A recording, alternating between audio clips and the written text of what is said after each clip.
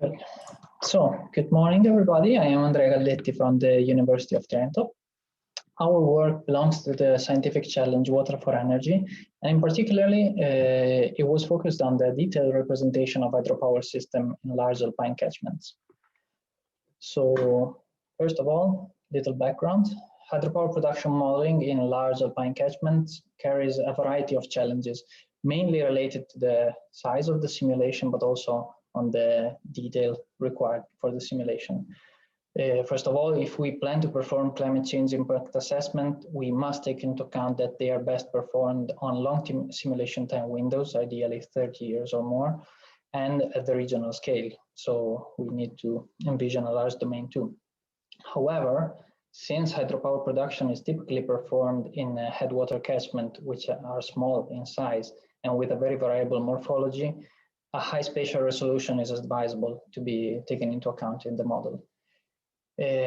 Also, since hydropower activities take time at the daily and sub-daily time scale, a high time resolution is needed as well in the model. And of course, we seek the best level possible of implementation for our hydropower system. And finally, we would like to be aware of the level of uncertainty involved throughout our modeling chain. So in order to cope with all of these issues, we embedded some parallel computing tools in our model in order to enhance its performances, exploiting the available computational resources. And we tried to understand and quantify the impacts of missing or incomplete information, especially in terms of hydropower production modeling. So I will be talking about our model, HyperStream-HS, and then giving a brief overview on the MPI implementation of the model and its scalability performance. While finally, I will showcase an application example of a fully detailed human system representation to the Adige catchment. So onto the model. Firstly, the model has some preprocessing tools which take care of computing a cell grid overlaying the computational domain. And after having identified the natural and artificial nodes that we want to model, it creates the network topology based on drainage directions. Also, these preprocessing subroutines provide inputs for meteorological forcing and to characterize the human systems being modeled. The model itself is based on a grid-based computation of vertical fluxes. This part can be also substituted or coupled with gridded runoff outputs provided by other hyper-solved hydrological models. And also the hydrological kernel includes a width function-based routing. It should be noted that this kind of routing is independent from the size of grid that we choose, and it preserves the geomorphologic dispersion. Going on to human systems, they are included in the model by including them explicitly, adding additional nodes for each hydropower system being hydropower infrastructure, I should say, being modeled. And at each human system node, at every time step, a specifically constrained water mass balance is performed. Of course, the constraints vary based on the system being modeled and on the type of system that we are representing. The hydrological part of the model, the natural hydrological model, can be calibrated by adjusting a set of parameters. To this end, we included two calibration algorithms in our model, the first of which being the PSO algorithm that searches the optimal parameter configuration based on the chosen objective function. On the other hand, we have the Latin hypercube sampling, which instead randomly explores the parameter hyperspace in order to assess the parametrical uncertainty of the model. Finally, we tried to improve the performances of our model by embedding two layers of MPI parallelization in the model. The first layer takes care of the spatial subdivision of the domain during forward execution, practically speeding up the computation of vertical fluxes and part of the routing. Whereas the second layer subdivides the workload during calibration algorithms, actually subdividing the multiple forward executions that are needed for each procedure. So moving on to the MPI implementation, I would like to stress that there are some issues in creating a parallel hydrological model, especially if we're trying to represent human systems. In fact, we need to compute the water mass balance and the routing at every time step at each human system node. And this operation is mandatorily a serial operation because upstream nodes need to be computed before downstream nodes. Therefore, this poses a hard limit to the scalability of the first layer I talked about. Another issue is that during inverse modeling or in general calibration procedure, a large number of forward execution is needed. Therefore, this is maybe not really an issue, but rather a call for efficient coding wherever possible. So our dual layer implementation looks more or less like this, where initially the set of available processor is split into subsets. In the first parallelization layer, each independent set of processors is guided by a master and several slaves and can perform independent hydrological simulation. Moving on to the second layer, which is constituted by the set of all masters. These masters communicate between each other during calibration algorithms and depending on the calibration strategy being chosen. We measured the performance of the first layer in 4 different scenarios that differentiate each other by the number of nodes being modeled and by the condition in which we are modeling them.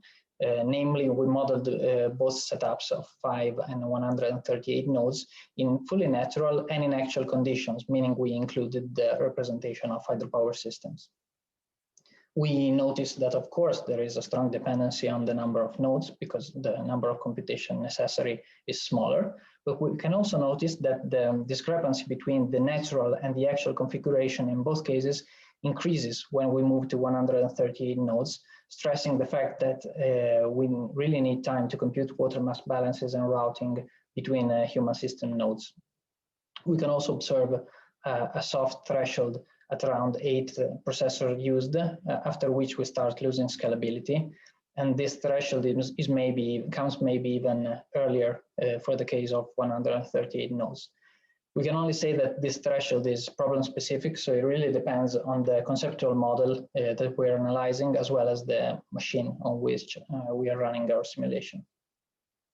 Moving on to the second layer, we will only show the results for the hardest case, so the one modeling 138 nodes in actual conditions, and compare the performances of both calibration algorithms. So firstly, we can observe that the Latin hypercube sampling on the left scales pretty well and is able to actually exploit the additional computational resources, and we see that it reaches its maximum scalability when we use 32 masters. That means that we are moving the bulk of the computational load towards the second layer and lifting some of the first layer where many processors aren't really necessary. Conversely, in the case of the PSO, we see that the scalability is not as optimal. We still gain performance in increasing the number of masters, but after a while we hit a threshold after which the time spent communicating between masters counterbalances the benefits of having additional computational resources. This is due to the nature of PSO, in which master processors need to communicate after every iteration of the calibration procedure, whereas during in LHS, they only communicate once at the end of the calibration. So really LHS is very suitable for parallelization, whereas PSO is suboptimal, let's say. Finally, moving on to the practical application of the model to the Adige catchment. I would first like to stress some issues related to hydropower production modeling in large-scale catchments. So usually the main issue is the lack of information to characterize our model. This is due to the fact that in some developed countries, electricity market is not public, and therefore many information is treated confidentially because it's the key to the company competitiveness in the market. As a result, we have that many studies focus on few or single hydropower systems for which maybe they have information, or if they want to stick to the large-scale simulation, they are forced to simplify the analysis either from a geometrical point of view or from the reservoir operation point of view, which indeed is the largest unknown in hydropower production modeling, as it's the key to market competitiveness. Of course, most hydropower production models are not validated because that would require, again, hydropower production time series, which is treated as confidential. Therefore, most studies focus on potential estimates or on scenario analysis. We tried to tackle these issues by developing an information-intensive approach, which relies only on publicly available information, as far as I know and as I think. Therefore, our approach is really reliant on the quality of the information we're providing. But we think, and we thought at the beginning that maybe including more detail could improve the performance of the model. We applied the model to the Adige catchment, a large Alpine catchment of around 10,000 square kilometers located in the northeast of Italy, where 30 hydropower reservoirs and 40 large hydropower plants are present. The model was calibrated in multiple undisturbed catchments, in which, as I said, most of the hydropower production takes place. And then it was validated in downstream sections that are impacted from hydropower activities to different extents. The hydropower production model was also validated against the only data that we had available, which is a monthly time series of hydropower production at the catchment scale. And then finally, we performed a progressive deterioration of the inputs in order to measure the benefits of our detailed modeling of hydropower systems. This deterioration is listed in the second and third box, and basically it represents the simplification from the geometrical perspective, as shown in the RES scenario, where it is assumed that the reservoir is directly linked to its corresponding hydropower plant, thus neglecting any intermediate water intake. On the other hand, we tried a simplification of the reservoir operation scheme, assuming that every reservoir, whenever enough water is available, tries to operate itself at maximum system capacity. These are both rather common simplifications. Conversely, for our fully detailed approach, we developed the reservoir-specific operation schedule, which firstly is based on the long-term average production of the system, of each system, which in turn provides an average value for the flow to be turbined at each reservoir. This value is then modulated by means of a couple of coefficients, the first one being a monthly coefficient of variation based on the average hydropower production observed in the province, and then another one based on the daily electricity price. This was made to resemble the decision-making that maybe hydropower companies have in response to the fluctuation in daily market. You can see that this approach is pretty general and in principle can be applied provided that there are enough information to inform it to any system. So we validated, as I said, our model in 4 downstream sites, and the average NSE performances show that the fully detailed implementation is the best performing one, while both the natural and the Qmax scenarios have the poorest performance. From the plot, you can see that modeling correctly hydropower systems is especially important when modeling low flow sites or low flow period, I should say. And this is due to the fact that a natural model can only provide an average behavior, an average pattern of flows, but it doesn't really catch the times in which maybe plants are shut down, typically during weekend. And therefore, you see that the blue pattern, especially in the inset, only follows the average flow, but doesn't really follow the observation. Whereas the orange one isn't really able to reproduce perfectly the observation, but really provides a reliable estimate of the stream flow. And this can be observed even better in the flow duration curve. Should be noticed that this is by far the most impacted site in our study area. Therefore, the performance in this site is pretty satisfactory. If I recall correctly, the NSE was around 0.35 in this site. Moving on to hydropower validation, we see that the results at the aggregate scale are comparable. However, the fully detailed implementation is still the best performing one, having only a 4% bias compared to average annual production at the catchment scale. Whereas the other two simplified approaches provide worse prediction. The prediction deteriorates even further if we focus our attention on reservoir system, which indeed suffer more from simplifications. And finally, we can attribute the residual bias, even in the full scenario, to the non-perfect knowledge, of course, of how reservoirs are operated. Then we looked a bit into more detail into the simplified approaches. Here we'll focus on the Qmax one, where we assume that a reservoir turbines at its maximum capacity whenever it's possible. And we see that it provides a really unrealistic estimation on the internal dynamics of the reservoir. Here you can see that the blue time series shows that the reservoir is always at its minimum stage, and this is not realistic, whereas the orange one shows a seasonal regulation of the reservoir. That is what one would expect to see.